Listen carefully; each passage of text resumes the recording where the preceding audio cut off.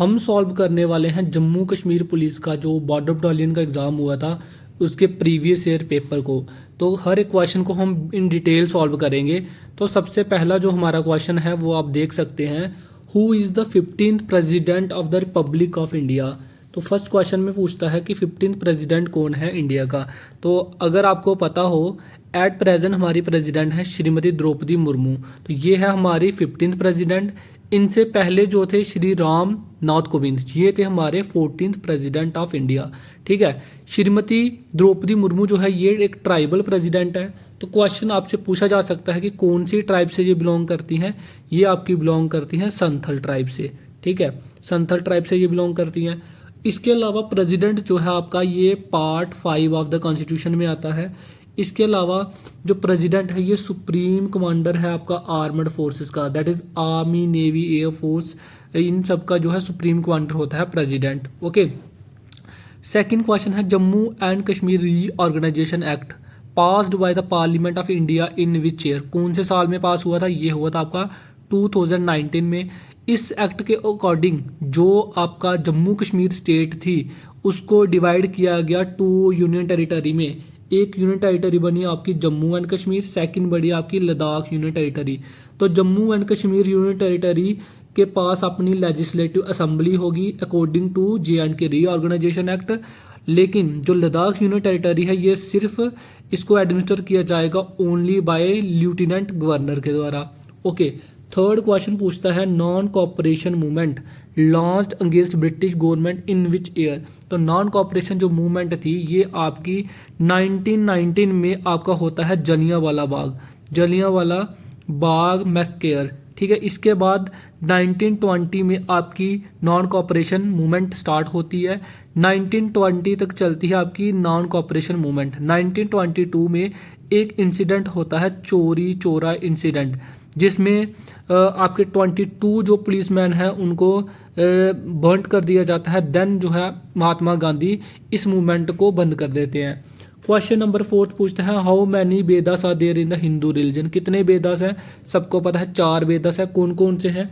देखो, ऋग्वेद है, एक यजुर्वेद है, ऋग्वेद, यजुर्वेद, सामवेद एंड आपका अथर्ववेद। ये है आपके 4 वेदास। ठीक है, क्वेश्चन नंबर 5 पूछता है कि Vande Mataram was written by. तो वंदे मातरम जो आपका सॉन्ग है ये किसने लिखा है? ये लिखा था आपका बंकिम चंद्र चटर्जी ने। ओके, बाल गंगाधर तिलक के बारे में देख लेते हैं। इन्होंने एक स्टेटमेंट दी थी कि freedom is my birth right and I shall have it. Okay, Swaraj is my birth right and I shall have it, ये इनकी स्टेटमेंट थी। ये भी पेपर में पूछी गई थी। देन इनके 2 न्यूज़पेपर थे। एक न्यूज़पेपर था इनका केसरी, दूसरा था मराठा। केसरी जो न्यूज़पेपर था इन्होंने लिखा था इंग्लिश में, मराठा जो न्यूज़पेपर था इसको लिखा था इन्होंने केसरी को लिखा था इन्होंने मराठी लैंग्वेज में, और मराठी को लिखा था इन्होंने, मराठी न्यूज़पेपर को लिखा था इंग्लिश लैंग्वेज में। ये ध्यान रखोगे। रविंद्रनाथ टैगोर जो है इन्होंने लिखा था आपका नेशनल एंथम जन गण मन, ये लिखा था आपका रविंद्रनाथ टैगोर ने।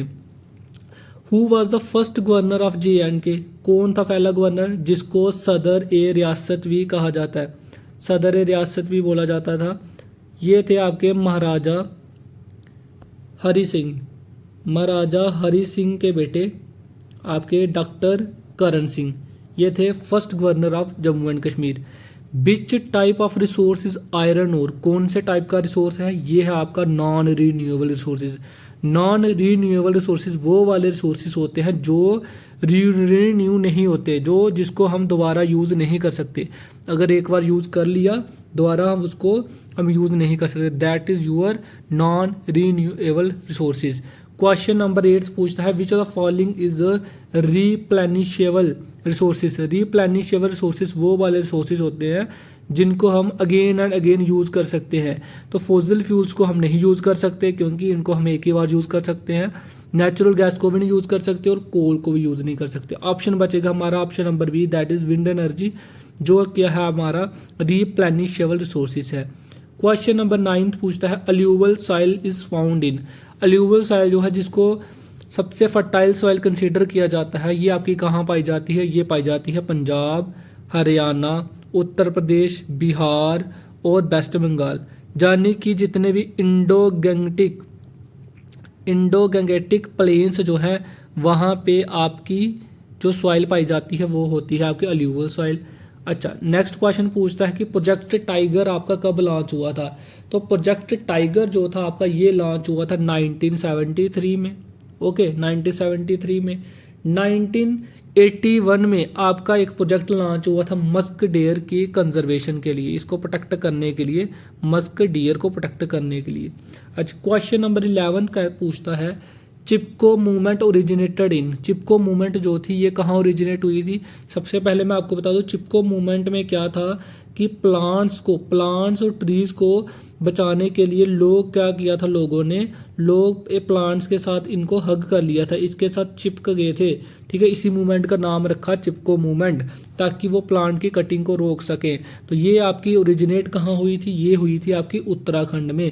जिस बजे स्टार्ट हुई थी उस समय उत्तराखंड आपका पार्ट था उत्तर प्रदेश का, लेकिन बाद में उत्तराखंड को बाइफरकेट कर दिया गया उत्तर प्रदेश से, और उत्तराखंड आपका बना एक अलग separate state. Okay, question number 12 पूछता है who was the first home minister of India. तो first home minister of India कौन था, ये थे आपके सरदार वल्लभ भाई पटेल, जिनको आयरन मैन ऑफ इंडिया भी कहा जाता है, आयरन मैन ऑफ इंडिया। और इसके रिलेटेड एक फैक्टर देखते हैं, सरदार वल्लभ भाई पटेल की एक स्टैचू बनी है जिसका नाम है स्टैचू ऑफ यूनिटी। तो ये कहाँ पे बनी है, स्टैचू ऑफ यूनिटी बनी है आपकी गुजरात में। गुजरात में एक जगह है आपकी केवाड़िया, वहाँ पे आपकी स्टैचू ऑफ यूनिटी बनी है सरदार वल्लभ भाई पटेल की। कि ये जो स्टैचू ऑफ यूनिटी है ये कौन सी रिवर के किनारे पे है, ये है आपकी नर्मदा रिवर के किनारे पे, ये आप ध्यान में रखोगे। ओके, देन आप हमको वेरियस प्लेटफॉर्म पे फॉलो कर सकते हैं, इंस्टाग्राम पे, फेसबुक पे, यूट्यूब पे। आप हमारे चैनल को सब्सक्राइब कर सकते हैं for similar kind of content. Okay, then आपका जो क्वेश्चन नेक्स्ट आता है वो है आपका क्वेश्चन नंबर 13। इसमें वो कहता है एक स्टेटमेंट दी है, Swaraj is my birth right and I shall have it. इसके बारे में मैंने ऊपर भी बताया। ये जो स्टेटमेंट है ये स्टेटमेंट दी थी आपकी श्री बाल गंगाधर तिलक जी ने। बाल गंगाधर तिलक जो थे ये आपके एक्सट्रीमिस्ट लीडर थे, हमने पढ़ा मॉडरेट और एक्सट्रीमिस्ट लीडर के बारे में, तो ये थे आपके एक्सट्रीमिस्ट लीडर। क्वेश्चन नंबर 14 में पूछता है कॉमनवेल्थ गेम्स वाज होस्टेड इन 2022 में कहाँ हुई थी ये गेम्स। ये आपकी गेम्स हुई थी बर्मिंघम में। बर्मिंघम कहाँ है, ये है आपका इंग्लैंड में। ठीक है, दैट इज यूनाइटेड किंगडम में, इंग्लैंड में है आपका बर्मिंघम, वहाँ हुई थी आपकी कॉमनवेल्थ गेम्स। ठीक है, क्वेश्चन नंबर 15 कहता है largest wheat producing state in India. कौन सी है सबसे ज़्यादा वीट कहाँ प्रोड्यूस होती है, ये होती है आपकी उत्तर प्रदेश में। उत्तर प्रदेश आपका सबसे लार्जेस्ट वीट प्रोड्यूसिंग स्टेट है। क्वेश्चन नंबर 16 में कहता है who is the current Lok Sabha speaker in India. At present तो इलेक्शन चल रहे हैं, तो उस समय जब एग्ज़ाम हुआ था तब आपके लोकसभा के जो स्पीकर थे वो थे ओम बिरला। ठीक है, ओके। देन क्वेश्चन नंबर 17 में पूछता है which of the following country does not share its border with India.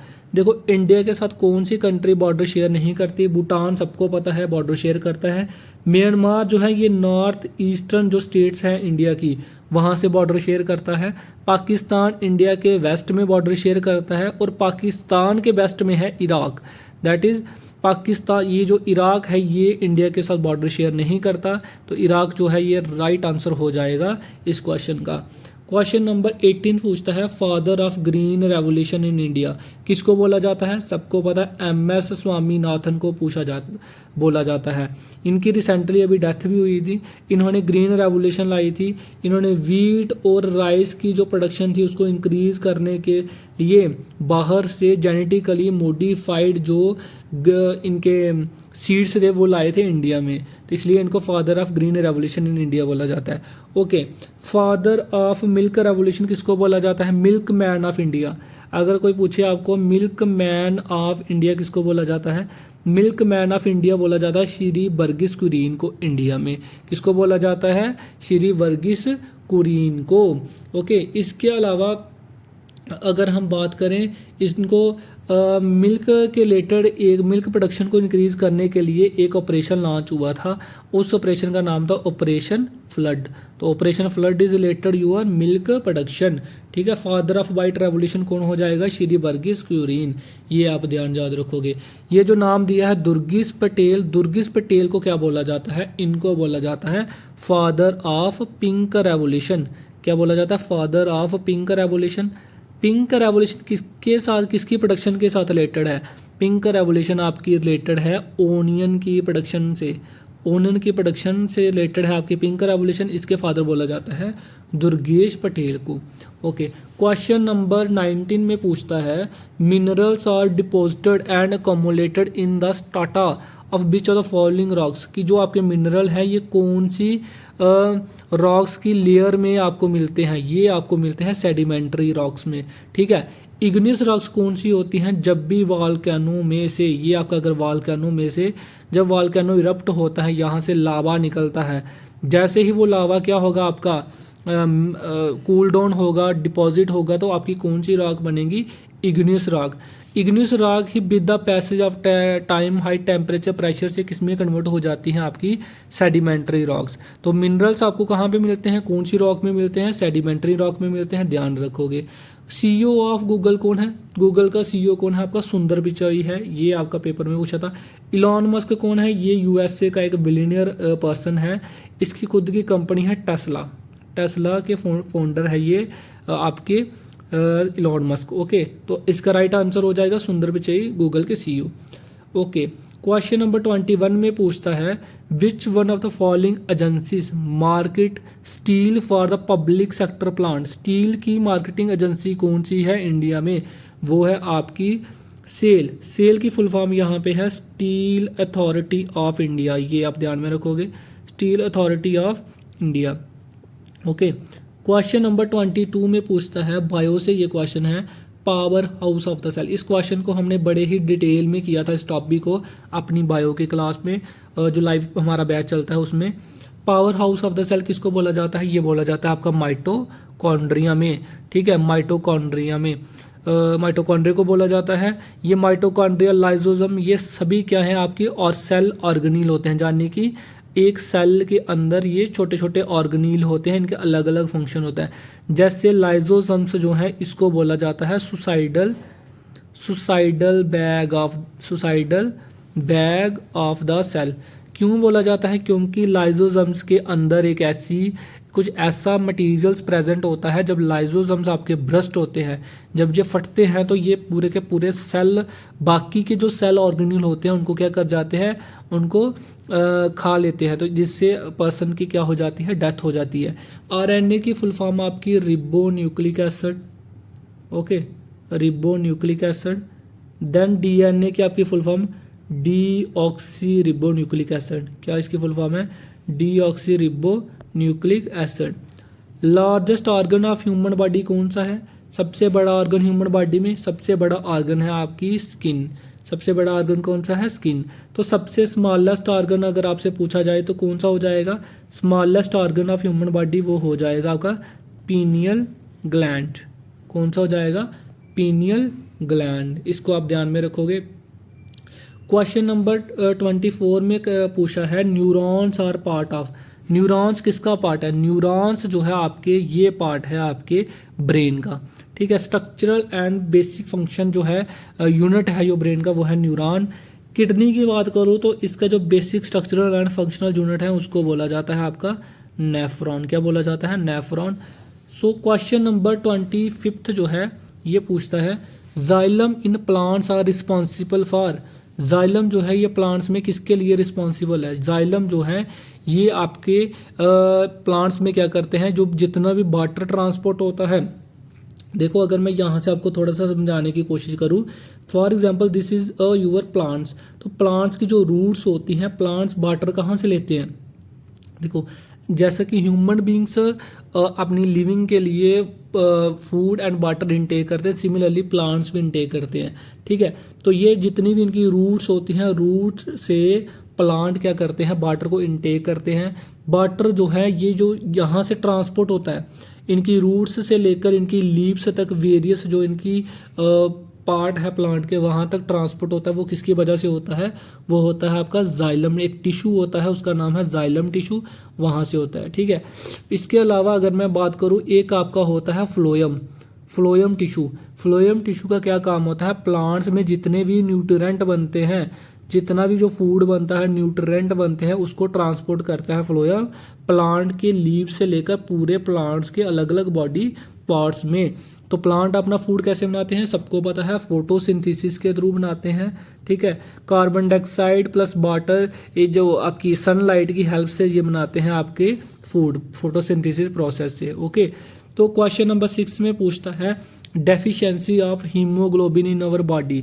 इसको क्या बोला जाता है, जब हीमोग्लोबिन की कमी हो जाती है हमारी बॉडी में, ब्लड में हीमोग्लोबिन की कमी हो जाती है, तो उसको हम क्या बोलते हैं, उसको बोलते हैं anaemia. Anaemia is a disease जिसको, जो आपकी हीमोग्लोबिन की कमी से होती है। नाइट ब्लाइंडनेस, ये आपकी हमने देखा था कौन सी, विटामिन ए की डेफिशिएंसी से होता है आपका नाइट ब्लाइंडनेस। स्कर्बी जो है विटामिन सी की कमी से होता है आपका। ठीक है, रिकट्स जो है ये आपका विटामिन डी की डेफिशिएंसी से होता है। विटामिन डी कहाँ से मिलता है हमें, सनलाइट की, सनलाइट से डायरेक्ट हमें मिलता है, हमारी बॉडी फॉर्म करती है।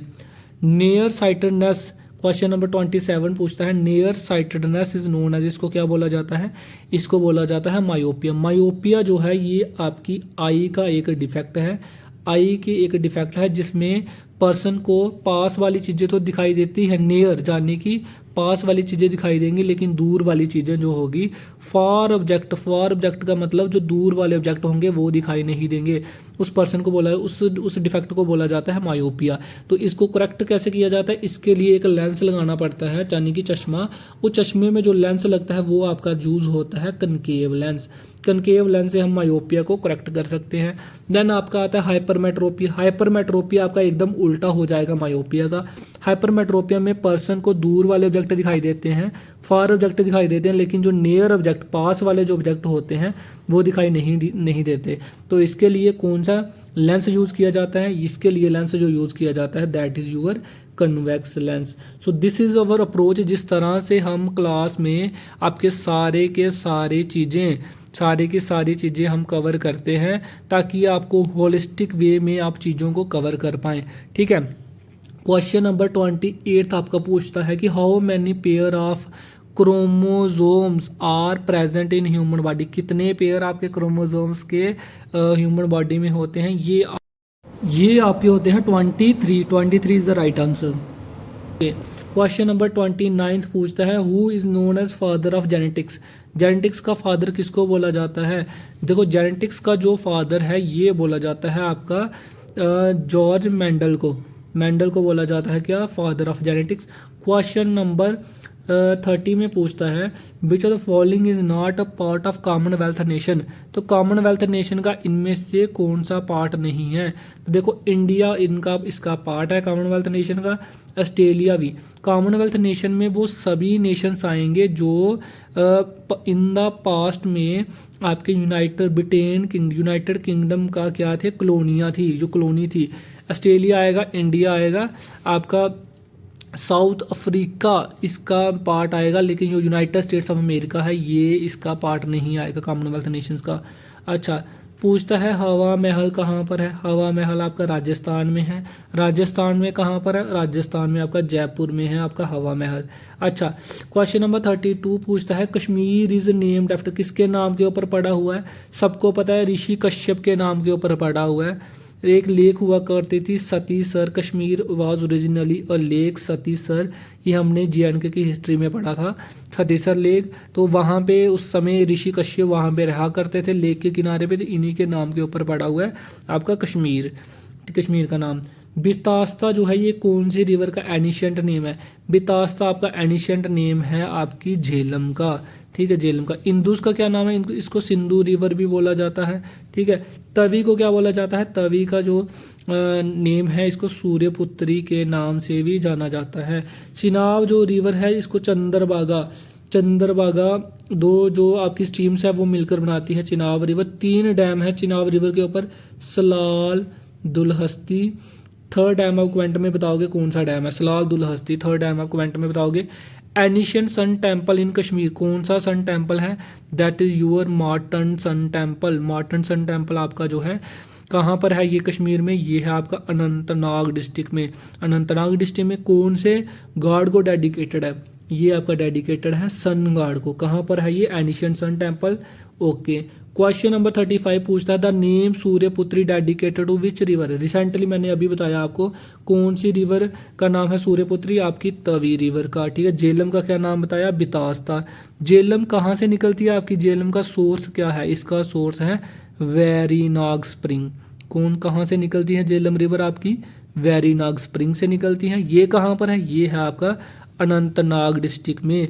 जेलम जो है श्रीनगर की, कश्मीर की एक सबसे इम्पोर्टेंट रिवर है। अच्छा, इंदुस रिवर जो है इसकी टोटल लेंथ कितनी है, 2880 किलोमीटर है इसकी टोटल लेंथ। कहाँ से निकलती है, सिंगी कंबल एक ग्लेशियर है वहाँ से निकलती है आपकी इंदुस। ये जो चिनाब, जेलम, रावी, ब्यास, सतलुज, ये सारी किसकी ट्रिब्यूटरी हैं, ये सभी ट्रिब्यूटरी हैं इंदुस की। तवी रिवर जो है ये आपकी चिनाब की लेफ्ट बैंक ट्रिब्यूटरी है, ये भी आप ध्यान में रखोगे।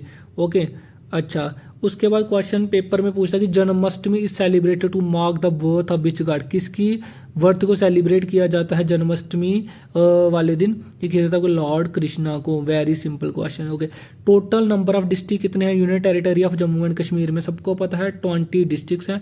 10 डिस्ट्रिक्ट जो है आपके जम्मू डिवीज़न में है और 10 ही आपके कश्मीर डिवीज़न में है। This is the approach how we will cover the things in our live batches. इस तरह से आपको लाइव बैच में ये सारी चीज़ें कवर करवाई जाएंगी। जो भी बच्चे हमारे साथ पढ़ रहे हैं आप उनसे फीडबैक ले सकते हैं। आप हमें वेरियस हैंडल्स पे फॉलो कर सकते हैं, इंस्टाग्राम पे, फेसबुक पे, यूट्यूब पे। अराउंड 4000 के जेके पुलिस की 2024 में वैकेंसी आने वाली है। Those who want to prepare with us, वो उनका मोस्ट वेलकम, वो हमारे साथ प्रिपेयर कर सकते हैं। ये रहा मेरा रिजल्ट, आप चेक कर सकते हैं how I have score 94 marks in this exam. Okay, so most important ये है to connect the dot. When जब आप डॉट को कनेक्ट करना सीख जाते हैं तो एग्जाम क्रैक करना आपके लिए will not be a difficult thing any more. So please come and join our live batch so that you can crack this exam very easily. So जब आपको इस तरह से चीज़ें इंटरलेट करके बताई जाएंगी तो ये बड़ी ही आसानी से आप चीज़ों को लॉन्ग टर्म के लिए रिमेंबर कर पाएंगे। ये सारी चीज़ें आपको पढ़ाई जाती है हमारी लाइव क्लास में। सोन इसका जो है पार्ट 2 जो है इस वीडियो का वो हम जल्दी ही लेकर आएंगे, जिसमें हम जो अदर जो क्वेश्चन है इस एग्जाम के वो आपको इन डिटेल सोल्यूशन दिया जाएगा। तो अगर आपको ये वीडियो अच्छी लगी है, do one like and share with your friends who are preparing for this examination, and don't forget to comment and also subscribe if you are new on this channel. Please subscribe, do subscribe so that we get motivated to get more and more videos for you. Thanks for watching.